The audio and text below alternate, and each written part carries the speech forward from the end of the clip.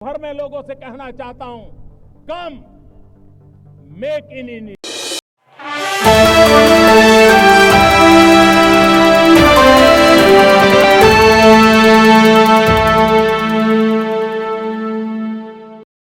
बांग्लादेश में अल्पसंख्यकों के खिलाफ हमले थमने का नाम नहीं ले रहे हैं।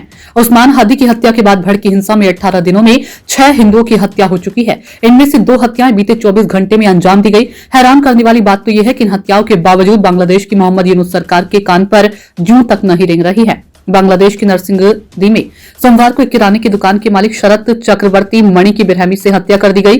तो वहीं सोमवार के ही दिन जशोर के मनीरामपुर में गोली मारने के बाद गला काटकर हिंदू पत्रकार राणा प्रताप बैरागी की नृशंस हत्या को अंजाम दिया गया। स्थानीय मीडिया रिपोर्ट्स के मुताबिक राजधानी ढाका के बाहरी इलाके नरसिंहदी में 40 वर्षीय हिंदू युवक शरत चक्रवर्ती मणि की चरमपंथियों धारदार हथियारों से हमला कर हत्या कर दी। प्रत्यक्षदर्शियों ने बताया कि शरत नरसिंहदी के 4 सिंदूर बाजार में अपनी किराने की दुकान पर थे। इस दौरान अज्ञात हमलावरों ने अचानक उन पर धारदार हथियारों से हमला कर दिया। वे गंभीर रूप से घायल हो गए। जब स्थानीय लोग उन्हें अस्पताल ले जा रहे थे तो रास्ते में ही उन्होंने दम तोड़ दिया। मृतक शरत चक्रवर्ती मणि पहले दक्षिण कोरिया में काम करते थे और कुछ साल पहले बांग्लादेश लौट आए थे। मृतक शरत चक्रवर्ती मणि पहले दक्षिण कोरिया में काम करते थे।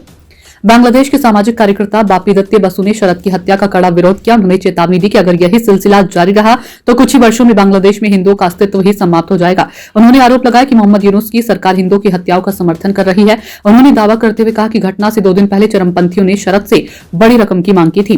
चरमपंथियों ने इसे जजिया कहा था। चरमपंथियों ने धमकी दी थी कि अगर उन्होंने पुलिस में कोई शिकायत दर्ज की तो उनकी पत्नी का अपहरण कर लिया जाएगा। तेलंगाना भाजपा अध्यक्ष एन रामचंद्र राम ने कहा, बांग्लादेश में हिंदुओं की हत्या दिन ब दिन बढ़ती जा रही है। पिछले 18 दिनों में एक पत्रकार और एक किराना दुकानदार समेत करीब 6 लोगों की हत्या कर दी गई है।